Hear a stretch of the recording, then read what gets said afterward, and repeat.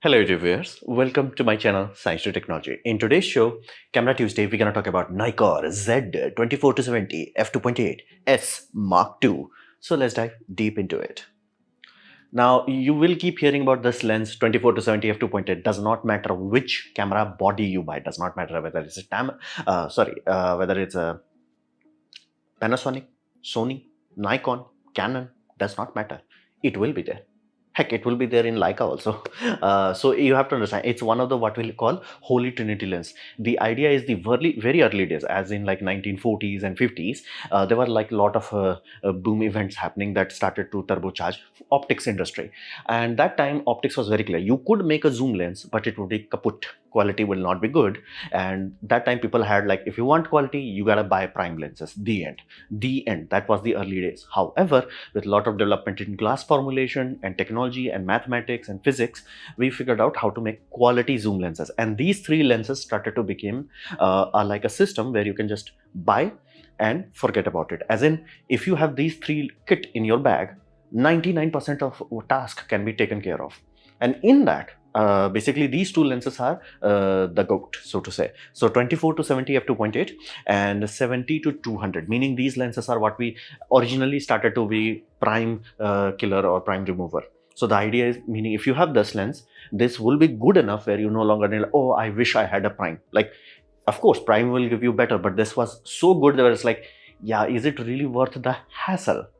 So that's why first these sort of lenses are very important for every camera manufacturer, meaning camera companies can launch hundreds of lenses. These three will always keep getting refreshed. That's how important it is.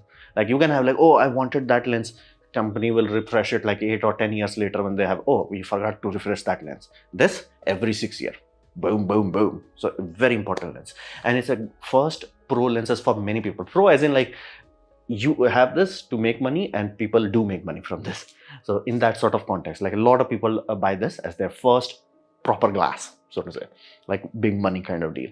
And fixed aperture also makes it very desirable nowadays because of video. Early days it was just that you do not have to worry about setting changing because film cameras, but now you're like, hey, I can zoom in and my frame will not become basically ISO mess. And in the older cameras, you did not have the ability to auto scale the ISO. Once the video started recording, let's say it was 800 ISO, the end, it will remain 800.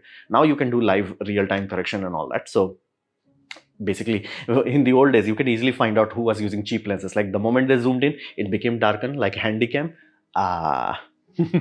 So this solved that issue. So it's a genuinely good work for basically video and photography, meaning buy this and you can utilize this to do some serious work. It can do what we call close-up work to mild portraiture also, meaning ideally people would prefer 70 to 200 for portraiture, but if you do not have this, 70 to 24 to 70 mm is good enough where you can actually, with a bit of a distance, you can actually get a good portraiture. Like people will like, I can pay you money for that kind of photo. So it's a really good. Wedding people use it, architecture, general shoot, really good. However, this puppy is expensive. And I mean so expensive that even in third party, as in like if you're looking into Tamron also, they'll be like, ooh, heesh, expensive. Like a lot of kids ask me, or even like people in my comment section was like, okay, what is the best camera? And the price range is so low. I'm like, bro, it's not worth it. The primary reason is that mobiles have become so good. So whenever you are investing that kind of bonkers money, you think it's bonkers money, but it's like chump change, and you do not get the photos, you will get very discouraged. It's like, I thought I bought like a good camera and good lens and the output would be that. It won't be. And again, what you are thinking in your head is generally output from these lenses, f2.2 or God help you, f1.2 nowadays. So let that be very clear. You have to invest in glass to actually have a fighting chance against a AI slop nowadays. So they are expensive, even on third party. Does not matter the Sigma, does not matter Tamron, does not matter Panasonic. It is expensive. So this is Mark II. Basically, Nikon released this Z series 24-70 f2.8 S1, which was genuinely good. Now his deal. Generally, people expect Nikon to know how to make good glass. It's like, bruh, they have been doing this for a century. They have to be good at it. Sony was horrendously bad at it. Like bad. Like they started before their E mount, they had a different mount. I think it was called A mount. They had a translucent mirror. So instead of going up and down, it was just always there. It had its charm. One of my friend had it, but like it was not that great. And then they came up with the E mount and they had that lens. It was bad. Like it was like, seriously, Sony, you know how to make video lenses. You have been making a handy cam and broadcast camera and movie camera. It's like, bro, how the heck you messed up? Nikon is like, let me show you how to do it. Be mindful, at this point in time, when this was launched, you can have directly competed against G Master, this would have won. Even against Canon, this would have won. That's how good this was. This was like, die. Meaning, if you had bought this, you'll be like, me good, sir. Me done. So how would you take a lens that is good and make it better? Well, first thing, make it lighter. So they made it lighter from 805 grams to 675 grams. Is that a big deal? If you are carrying it for a whole day, that's shut up, take money kind of deal. Like people will willingly pay just for that weight reduction. And the primary function is that they reduce glass. Glass reduction is the modern tactics. Like in the early days, we were like, we have this many glass elements. Now they're like, no, we have less glass element. It's almost like somebody took time to understand that glass is not 100% transparent. You will lose light every time you're going through it. So if 100 watt of bulb is here, only 75 goes here. If 100 watt of bulb is here, 80 goes there. So that's why you want to reduce the glass element count as much as possible. Sony also did that. G Master 1 was like, what the hell? G Master 2 is like lighter. Why it's lighter? Less glass element. That's how you show up your engineering nowadays. I can do the same thing. Okay, I can do it with less glass. Shut up, take money. So that's what they did. And they have bonkers amount of coating. Coating with some extra coating and some more coatings with some extra coating.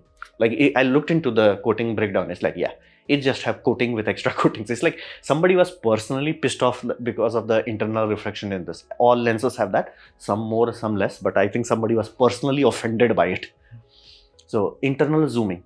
This is a very good call. Why? They know that they are jumping into video more. Video people like internal zoom. Why? It does not change the gimbal factor. Meaning if you have a gimbal, it does not matter. If you have a gimbal on the old version and if you're zooming in, it will change that. Basically, you might have a slide weight to compensate for that. That's a messy thing. Or worst case scenario, if it's a battery gimbal, your battery will consume because your motor is fighting far more.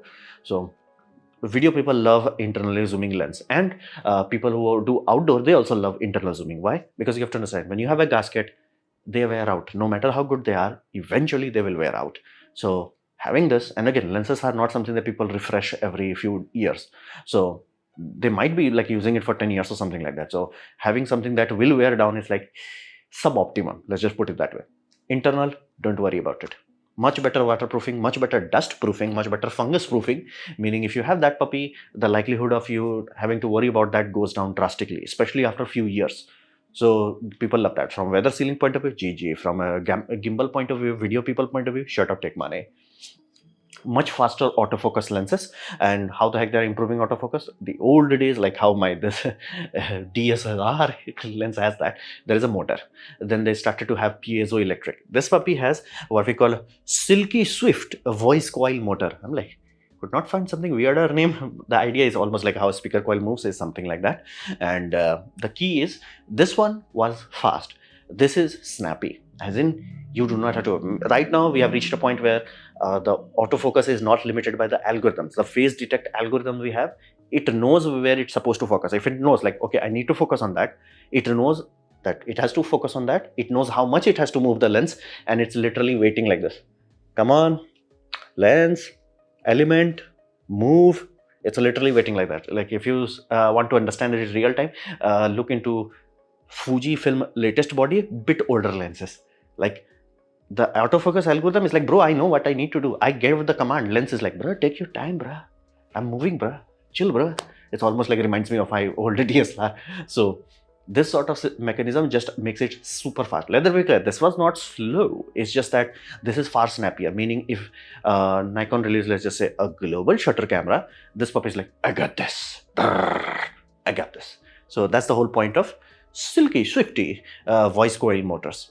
So boatload of anti-glare coating, meaning the internal reflection is gone. Less glass, meaning more transmission, lighter weight also, and much snappier feeling, and lighter weight also.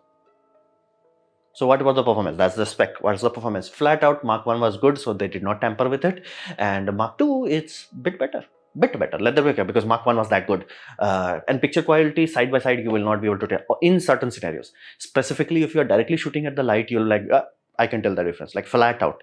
If you see sample images, you will be like, yep, I can tell this is Mark 1, this is Mark 2 simply because A, sun star, B, how much this area gets blown out. That's the benefit of having less glass and more coatings.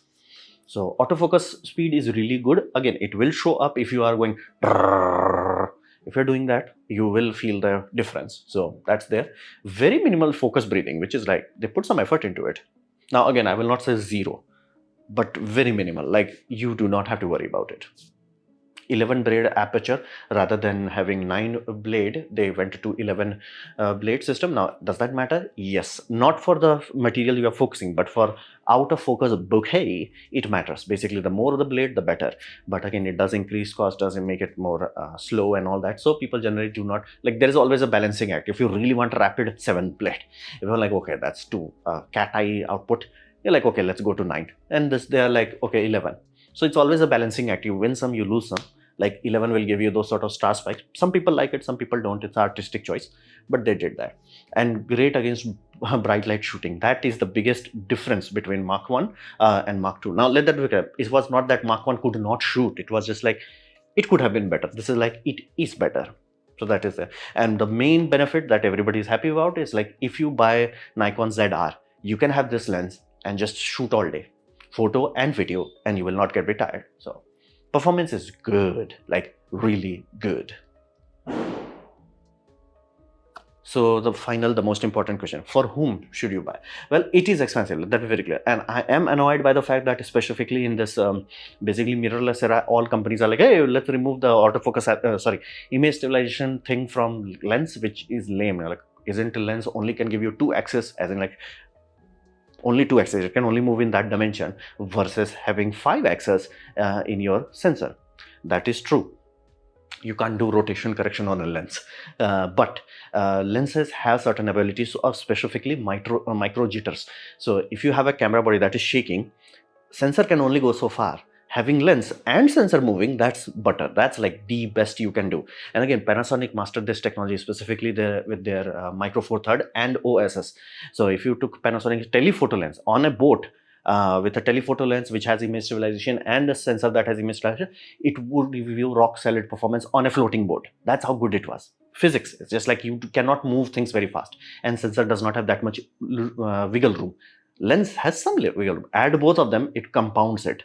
So not having that is really weird. And be mindful, these companies know that they have to have that. So even all their modern mirrorless mounts, specifically with their telephoto ends, have image stabilization.